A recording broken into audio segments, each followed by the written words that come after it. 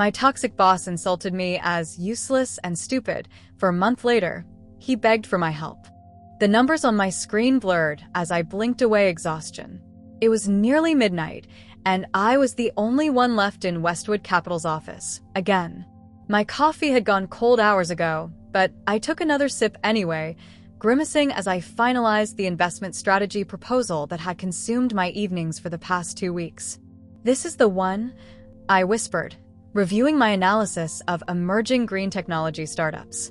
If Westwood moved quickly, we could secure positions in 3 promising companies before their valuations skyrocketed.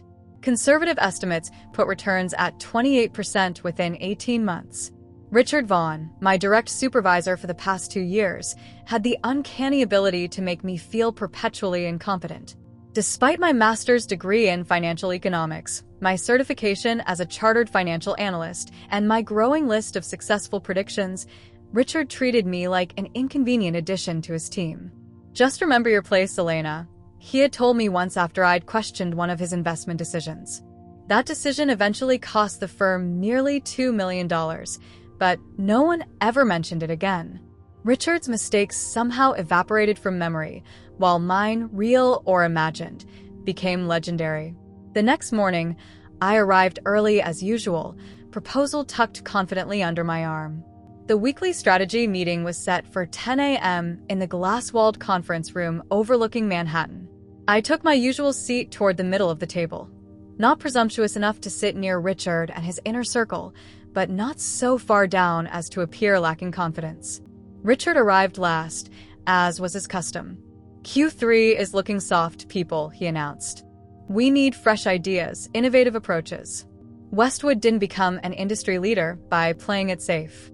When he called for proposals, I raised my hand immediately.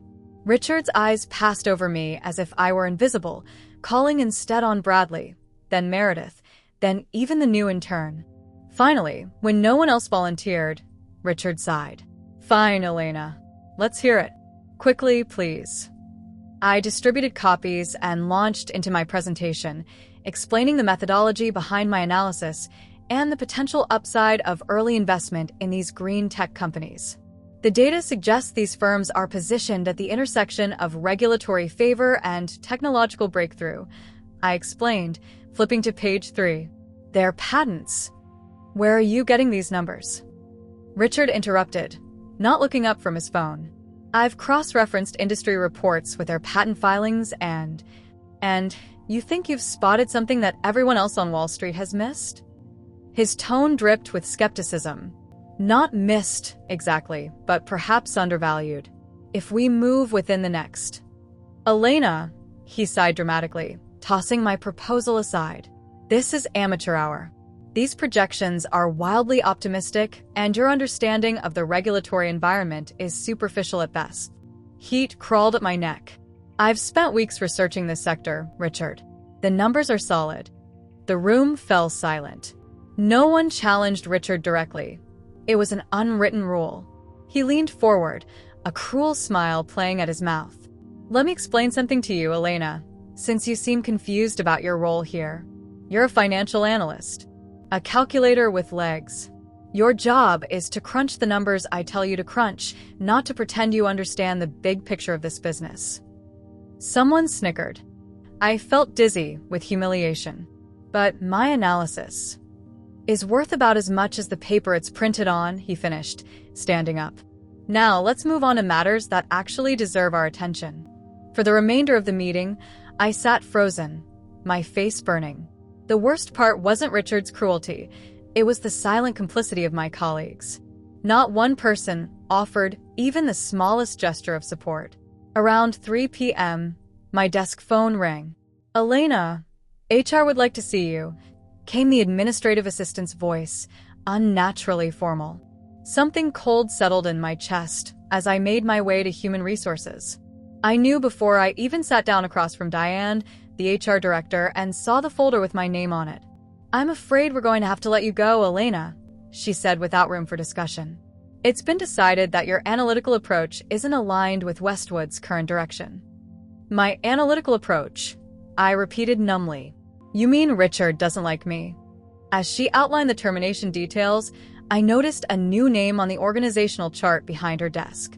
In the box where my name had been was Thomas Keller. Who's Thomas Keller?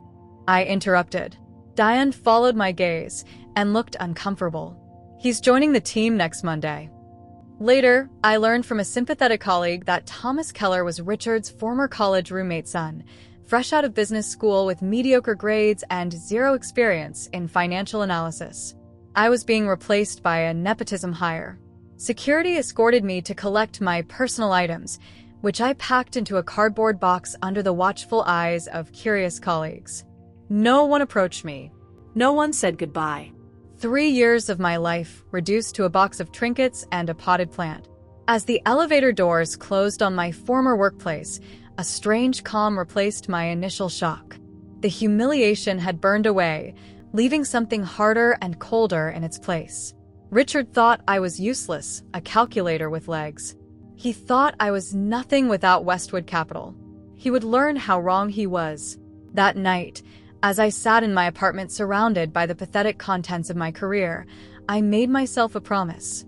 I wouldn't just survive this betrayal. I would thrive. And someday, somehow, Richard Vaughn would regret the day he underestimated Elena Carter. I just didn't expect that day would come so soon. 3 weeks after walking out of Westwood Capital, I found myself in a sleek lobby 50 stories above Manhattan. Hartwell and Grant wasn't just any investment firm. It was the firm, handling financing for corporations whose names appeared on billboards and Super Bowl commercials. The receptionist smiled. "Miss Carter? Mr. Hartwell will see you now." I smoothed my new suit, purchased with a chunk of my severance package, and followed her through glass doors emblazoned with the company's iconic ampersand logo. William Hartwell was nothing like Richard. In his 60s with silver hair and piercing eyes that missed nothing, he gestured for me to sit while reviewing my portfolio. "Your analysis of the green tech sector is impressive," he said, tapping the folder containing the very proposal Richard had dismissed. "Most analysts look at the obvious markers. You found patterns others missed." My heart raced. "Thank you, sir." He leaned back. "Tell me why Westwood let you go." I hesitated. Bad-mouthing former employers was unprofessional, but lying would be worse. Creative differences with management, I offered carefully. My analytical approach was considered unconventional. Hartwell's mouth twitched. "I know Richard Vaughn. Worked with him years ago. Brilliant at networking, terrible at recognizing talent." He closed my file. "Their loss. When can you start?" Just like that, I had a position at Hartwell and Grant with a 40% salary increase. My new office had windows. Actual windows overlooking Central Park, not the air shaft view I'd had at Westwood. My title, Senior Financial Strategist, came with both respect and responsibility. But the real difference was in how I was treated. "Elena, what's your take on this?" became a common phrase in meetings. My analyses weren't just tolerated, they were sought out. When I spotted a vulnerability in a client's debt restructuring plan, Mr. Hartwell personally thanked me for saving them from potential disaster. Within 2 months, I was handling corporate loan approvals for companies 10 times the size of Westwood Capital. My signature carried weight. My recommendations determined which businesses thrived and which floundered. "You've got a gift for seeing the truth behind numbers," Mr. Hartwell told me one evening as we reviewed a particularly complex case. "Numbers don't lie, but they do hide things. You find what's hiding." At Hartwell and Grant, I blossomed. I built a team of analysts who respected me. Senior partners invited me to strategy dinners. I even started mentoring junior staff, showing them the patience and guidance I'd never received from Richard. One rainy Tuesday, I was having lunch with Melissa, a colleague who'd become a friend, when my phone buzzed with a news alert. Westwood Capital announces restructuring amid financial concerns. Melissa noticed my expression. "What is it?" I passed her my phone. She skimmed the article and whistled low. "Looks like your old firm is in trouble. Stock down 30% this quarter. Rumor is they made some bad bets on emerging markets." I maintained a neutral expression, but inside, satisfaction bloomed. I didn't wish failure on the hardworking people still at Westwood, but Richard's comeuppance? That was different. Later that week, I received an unexpected visit from Darren, an analyst who'd worked with me at Westwood. "It's bad, Elena," he said, voice low in my office. "Richard made a series of high-risk investments after you left. Doubled down when they started to tank instead of cutting losses. Now clients are pulling out. People are updating their resumes." "I'm sorry to hear that," I said, meaning it for everyone except Richard. Darren leaned forward. "There's more. That green tech sector you identified? It's exploded. All 3 companies you recommended have seen 40 to 60% growth. The firms that invested early made a fortune." I kept my face composed, but warmth spread through my chest. "Vindication. Richard claimed your analysis was flawed," Darren continued, "but I kept a copy of your proposal. I showed it to some of the senior team after things started going south. They know he was wrong about you." "Thank you for telling me, Darren," I said, genuinely touched. "If you're looking for a change, send me your resume."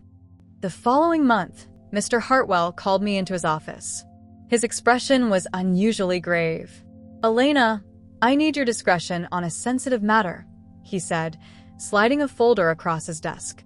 "A new loan application came in yesterday. I'd like you to handle it personally." I opened the folder and my breath caught. Westwood Capital's familiar logo stared back at me. "They're applying for an emergency restructuring loan," Mr. Hartwell explained. "Substantial capital infusion needed to stay afloat. Given your history with the company, I'd understand if you want to recuse yourself." I studied the application. Westwood needed $50 million within 30 days, or they'd default on existing obligations. Richard's signature was at the bottom, alongside metrics that painted a desperate picture. The irony was delicious. The calculator with legs now held the calculator that would determine Westwood's fate. "I can handle it," I said, closing the folder. "I'll ensure my assessment is completely objective." Mr. Hartwell nodded, but his eyes held understanding. "I trust your judgment, Elena." As I walked back to my office, clutching Westwood's financial future in my hands, I couldn't help but smile. For months ago, Richard had called me useless and stupid before showing me the door. Now, he would be forced to beg for my help. The question wasn't whether I would be professional in my assessment. Of course I would be. The question was whether Westwood, whether Richard, deserved a second chance. And I was going to make him work for it. The Westwood Capital file sat on my desk for 3 days. I wanted to approach it with cold precision, not emotional baggage. When I finally opened it on Thursday morning, the numbers told a grim story far worse than industry rumors suggested. Richard's signature investment strategy, the one he'd mocked me for questioning, had backfired spectacularly. He'd poured nearly 60% of Westwood's liquid assets into volatile emerging markets just before a massive currency devaluation. Their quarterly reports showed a hemorrhaging of capital that no accounting tricks could hide. "Amateur hour," I muttered, using Richard's own words as I reviewed his catastrophic decisions. My assistant knocked on my door. "Ms. Carter? Mr. Sullivan from the Financial Times is online too. Says he's working on a story about Westwood Capital and heard you used to work there." Journalists were already circling. The financial world was a small one, and nothing attracted attention like blood in the water. "Tell him I have no comment," I replied. I wouldn't contribute to Westwood's public flaying, satisfying as it might be. My revenge would be more personal. That afternoon, Melissa dropped by my office, perching on the edge of my desk with a tablet in hand. "You need to see this," she said, pulling up a business news site. "Westwood just lost the Archer account." I scanned the article. Archer Industries, Westwood's largest client for over a decade, had terminated their relationship, citing strategic differences. The real reason, according to anonymous sources, was lost confidence in Westwood's financial stability. "That's a $2.3 million annual fee gone," Melissa said. "And rumor has it 3 more major clients are reviewing their contracts." "How did you hear that?" I asked. She shrugged. "My brother-in-law works at Meridian Bank. Their risk assessment team has Westwood on a watch list. Apparently, Richard Vaughn's been making desperate rounds, trying to secure bridge financing.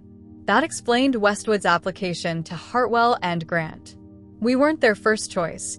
We were their last resort after other firms had turned them down. Over the next week, I meticulously documented Westwood's decline. Their stock fell another 18%. 2 senior partners resigned. Industry blogs reported empty desks and canceled holiday parties. The company I'd once been desperate to impress was imploding. Mr. Hartwell stopped by late one evening as I worked through Westwood's application. "Any preliminary thoughts?" he asked, nodding at the financial statements spread across my desk. "It's not looking good," I admitted. "Their debt-to-equity ratio is dangerous. Cash flow is negligible.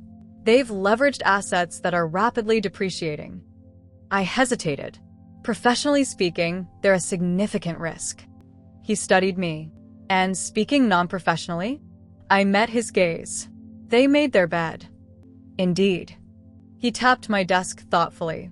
"You know, Richard called me directly about this application. Tried to invoke our history together." My stomach tightened. "Will that be a factor in your decision?"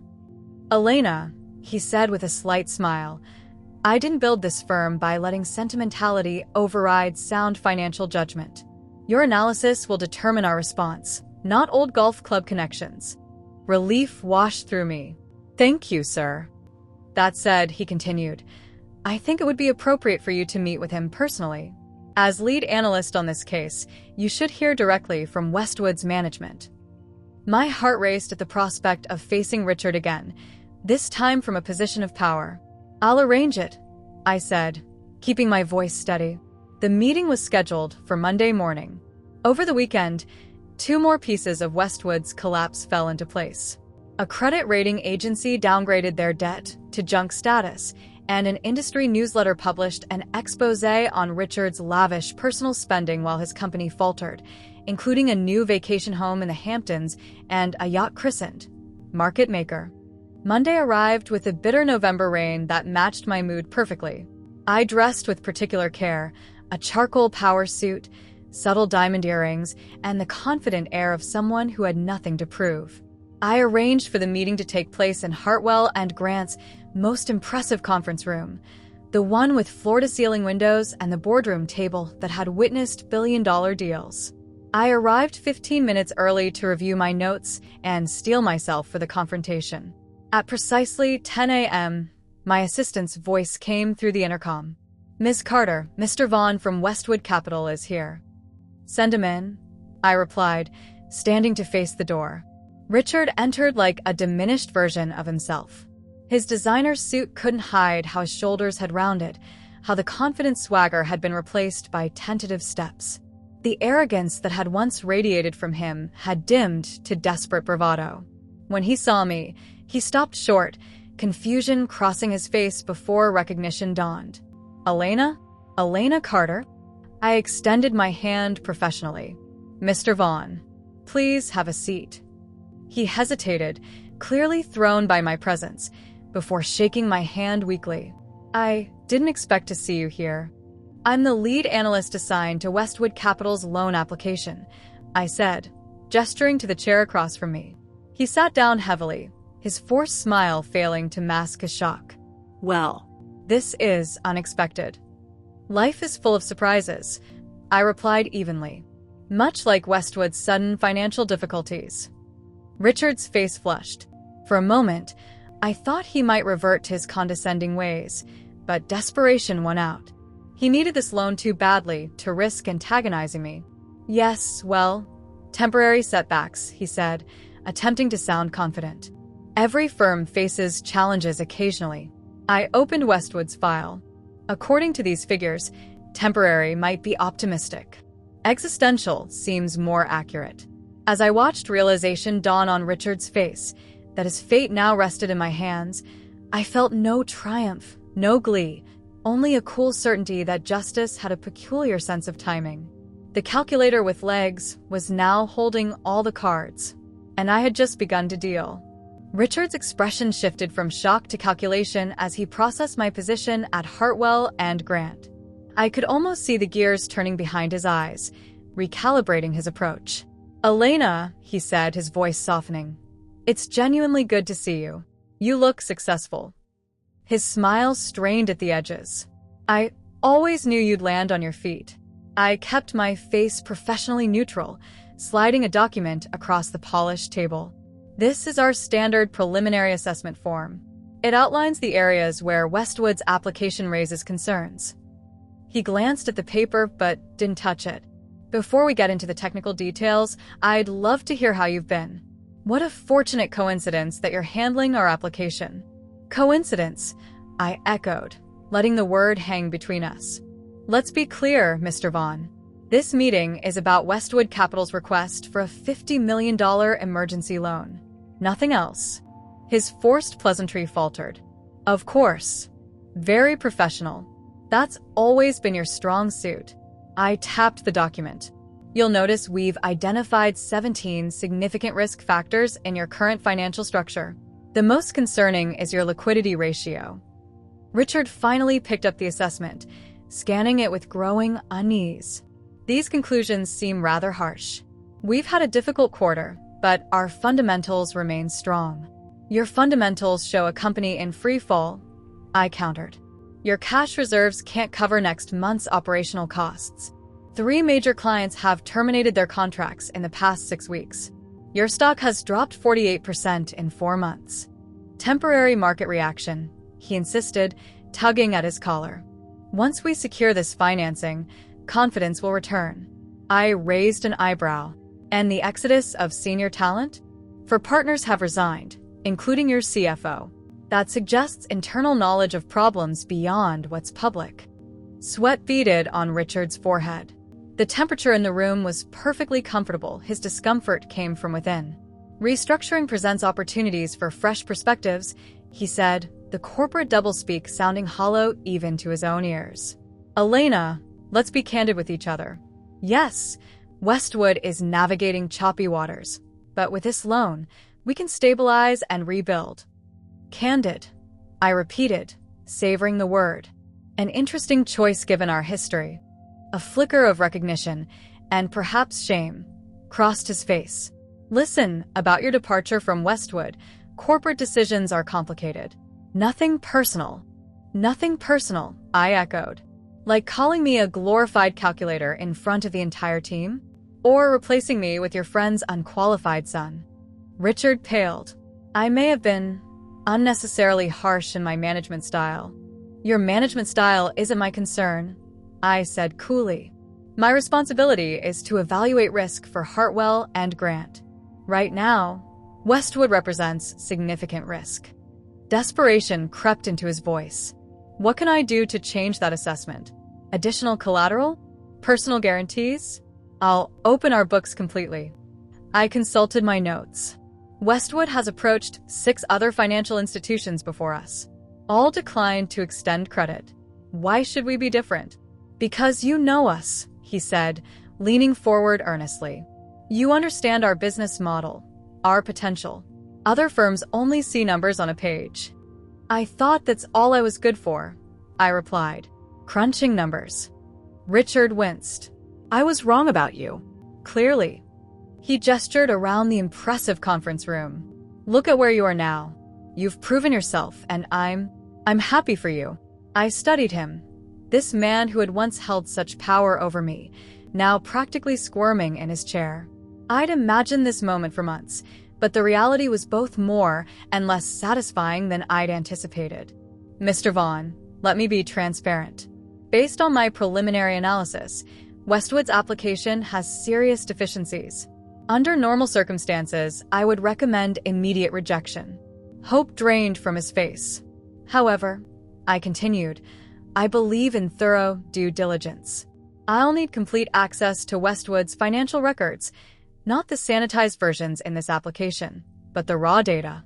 Every investment, every liability, every executive compensation package. His eyes widened. That's highly confidential. It's non-negotiable. I cut in.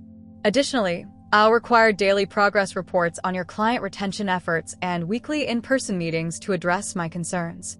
Daily reports? Weekly meetings? That's unusually demanding. Your situation is unusually dire, I replied. This level of scrutiny is the only way I can justify recommending approval to the loan committee. Richard swallowed hard. The the reality of his position sinking in. "And if I agree to these terms? Then I'll give your application the consideration it deserves," I said carefully. "No more, no less."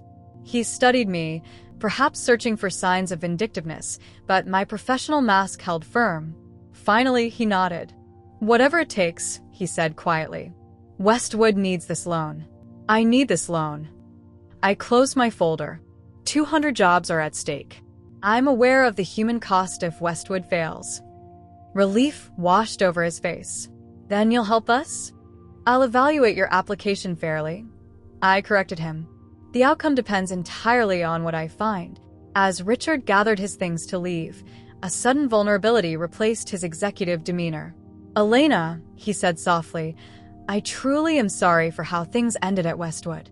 I made a mistake." I met his gaze steadily.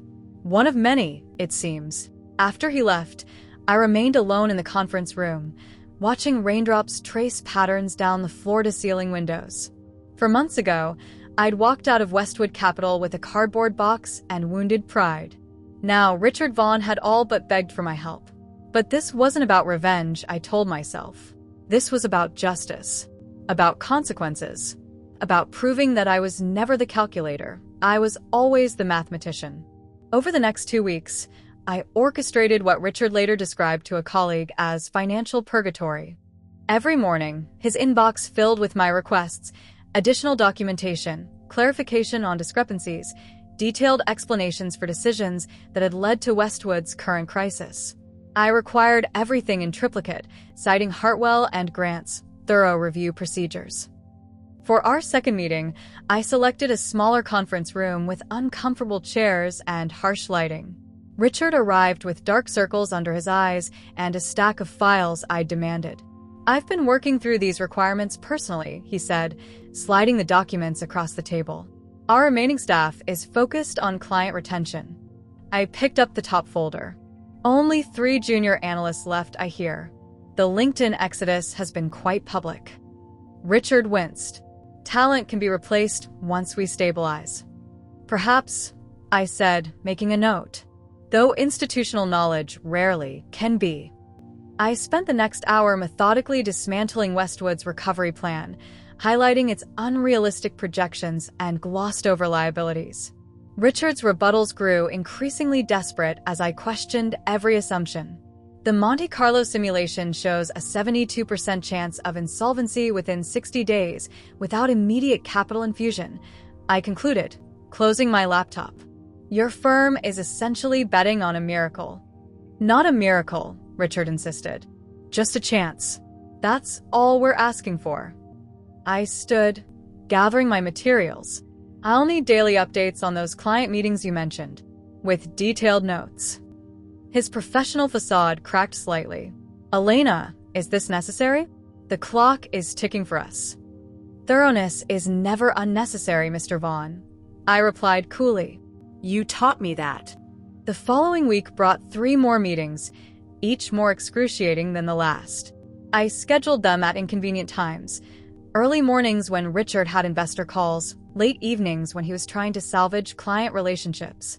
For each session, I arrived immaculately prepared, while he grew increasingly disheveled. During our 4th meeting, I pushed a particularly sensitive point about executive compensation. "Your salary increased 28% last year while the company began showing signs of distress," I noted. "The yacht purchase seems particularly ill-timed." Richard's face flushed. "My compensation package was approved by the board, and the yacht is a personal matter. Personal assets become relevant when we consider personal guarantees against corporate loans," I explained patiently, as though to a child. "Especially when those assets appear to have been acquired while the company was heading toward insolvency." "What exactly are you implying?" he asked, voice tight. I met his gaze. "I'm not implying anything. I'm stating facts that impact our risk assessment." By our 5th meeting, rumors of Westwood's loan application had spread through financial circles. Richard entered looking like he hadn't slept in days, his designer suit wrinkled, his confidence shattered. 2 more clients left yesterday, he admitted before I could ask. "We've implemented emergency cost-cutting measures." "The Hamptons property," I said, consulting my notes. You've listed it for sale? He nodded miserably. Below market value for a quick sale. The proceeds will go directly to Westwood's operating account. And the yacht, also on the market. His hands trembled slightly as he reached for his water glass. Elena, we've complied with every request. I've personally provided everything you've asked for. Time is critical now. I allowed a moment of silence to stretch between us. I've completed my analysis, I finally said. Hope flickered in his eyes. And the loan committee meets tomorrow morning. I'll present my findings then. But what will you recommend? Desperation cracked his voice. Please, Elena. 200 families depend on Westwood's survival. I gathered my papers slowly. You'll have our decision by noon tomorrow. As I rose to leave, Richard stood too, abandoning all pretense of professional distance. I was wrong about you, he said urgently. You were always more than just an analyst. Your insights, your attention to detail, they were invaluable. I was threatened by your talent. I paused at the door. Is that supposed to be an apology? Yes, he said simply. It is. I made a terrible mistake letting you go. An even worse one in how I treated you. I see that now. For a moment, I allowed myself to savor his contrition. This powerful man reduced to pleading, humbled by consequences of his own making. Mr. Vaughn, I said quietly, humility looks unfamiliar on you. The next morning, I presented my findings to Hartwell and Grant's loan committee, a comprehensive analysis of Westwood's financial state, management decisions, and recovery potential. I outlined every misstep that had led to their current crisis, every red flag in their operations. After 50 minutes of clinical dissection, I reached my conclusion. Based on all available data and standard risk metrics, Westwood Capital represents an unacceptable lending risk, I stated, meeting each committee member's eyes. Their probability of default exceeds our threshold by a significant margin. The committee chairman nodded. Your recommendation, Ms. Carter? I took a measured breath. Deny the loan application.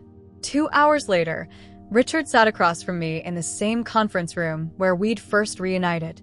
I slid the official loan denial letter across the table. The committee was unanimous. I said, my voice professional but not unkind. Westwood's financial position is too precarious for Hartwell and Grant to extend credit. Richard stared at the document, the final nail in Westwood's coffin. You can't do this, he stammered. You don't understand what's at stake. I leaned forward. I understand perfectly, Richard. The question is, do you? His eyes met mine, recognition finally dawning. These were the exact words he'd used when firing me. This is personal, he whispered. No, I corrected him. This is business. Your application failed on its merits, just as you claimed my analysis did 4 months ago. I stood to signal our meeting was over. The difference is I was right. As Richard left, shoulders slumped in defeat, I felt no triumph, only the quiet satisfaction of symmetry completed. The circle had closed. The calculator had rendered her final sum. News of Westwood Capital's loan denial hit the financial press within hours. By evening, their stock had plummeted to an all-time low, triggering circuit breakers and temporary trading halts. Analysts on business channels debated not if Westwood would collapse, but when and how spectacularly. I watched the coverage from my office with mixed emotions. The professionals at Westwood, the analysts and assistants who'd been caught in Richard's mismanagement, deserved better. I made discreet calls to colleagues at other firms, recommending several of Westwood's junior staff members who had impressed me during my review. Poaching from the wreckage? Melissa asked, leaning against my doorframe with a knowing smile. Salvaging talent, I corrected. Richard made bad decisions, but not everyone should suffer for them. 3 days after our final meeting, Westwood announced emergency restructuring. Their remaining clients fled like passengers from a sinking ship. Creditors circled, demanding immediate repayment of outstanding debts. The business press dubbed it the Vaughn Spiral, a cautionary tale of ego-driven mismanagement. A week later, while reviewing a promising loan application from a sustainable energy startup, my assistant buzzed my intercom. Ms. Carter, Mr. Hartwell would like to see you. I found him in his office, gazing out at the Manhattan skyline with a tumbler of scotch in hand. He gestured to a chair without turning. Have you seen today's Wall Street Journal? He handed me the business section. The headline made my breath catch. Westwood Capital files for Chapter 11 bankruptcy protection. It was inevitable, I said, scanning the article. Indeed. The board forced Richard out yesterday, made him the scapegoat, though in this case, a deserving one. Mr. Hartwell turned to face me. You handled that situation admirably, Elena. Professional to the end, despite obvious personal history. Thank you, sir. The partners were impressed by your analysis. We're considering you for the risk assessment directorship. My heart raced at the unexpected opportunity. I'm honored. He nodded, a slight smile playing at his lips. One more thing. We've received 16 applications from former Westwood employees in the past 3 days. HR wants to know if any deserve special consideration. I thought of the dedicated professionals who've been caught in Richard's downfall. Several have potential. I can review their files. Do that. He turned back to the window. Talent deserves rescue. Arrogance does not. The following weeks brought a steady stream of Westwood's collapse aftermath. Their office furniture was auctioned off. Their Park Avenue lease terminated. Their client list divided among competitors like spoils of war. Richard vanished from the financial scene. Rumors placed him in Florida, then Arizona, then abroad, each story painting him more desperate than the last. I paid little attention. My focus remained on building my team at Hartwell and Grant and proving myself worthy of my potential promotion. 1 month after Westwood's bankruptcy filing, I arrived at work to find an unusual email flagged in my inbox. The sender, Arvon@personal.net. Subject line, request for consideration. My finger hovered over the delete button, but curiosity won out. I opened it. Elena, I hope this message finds you well. The past few months have been a time of profound reflection for me. Westwood's collapse and my role in it have forced me to reconsider many things I once took for granted. My reputation in financial circles is, understandably, damaged beyond repair. Finding employment has proven challenging. I've sold my homes and assets to cover personal guarantees on Westwood's debts. I'm writing because I heard of your recent success at Hartwell and Grant. Your rise has been mentioned even in my diminished circles. I've attached my resume and would be grateful for any position your firm might consider me for, even entry-level. Perhaps my experience, despite recent failures, could be of some value. I understand if this request seems inappropriate given our history. I offer no excuses for my past behavior, only sincere regret. Regards, Richard Vaughn. Attached was his resume, once impressive credentials, now overshadowed by Westwood's spectacular failure. I sat back, stunned by the reversal of our positions. The man who had once called me worthless was now asking me for employment. I forwarded the email to my personal account, then deleted it from my work inbox. Some things demanded private reflection. That evening in my apartment, a new one with a view of the park, purchased with my recent bonus, I poured a glass of wine and reopened Richard's email. The schadenfreude I expected didn't come. Instead, I felt a strange emptiness. The revenge fantasy that had sustained me for months had played out more perfectly than I could have imagined, yet the satisfaction was fleeting. I drafted several responses, some coldly professional, others more pointed. None felt right. Finally, I settled on simplicity. Richard, I've received your application. While I appreciate your interest, there are no suitable positions available at this time. I've taken the liberty of forwarding your resume to several contacts in the industry who may be able to offer guidance for your next steps. I wish you clarity on your path forward. Elena Carter, Director of Risk Assessment, Hartwell and Grant. I added my newly approved title with quiet pride. Then, before sending, I opened his resume attachment one final time. My finger hovered over the delete button momentarily before I closed the file. The calculator had finished her calculations. The balance sheet was complete. Justice, unlike revenge, required no further interest payments. I pressed send, then turned off my laptop and walked to the window. Manhattan sparkled below me, a city of ambition, failure, and reinvention. Somewhere out there, Richard Vaughn was starting over from nothing, just as I once had. The difference was I'd learned to calculate my own worth.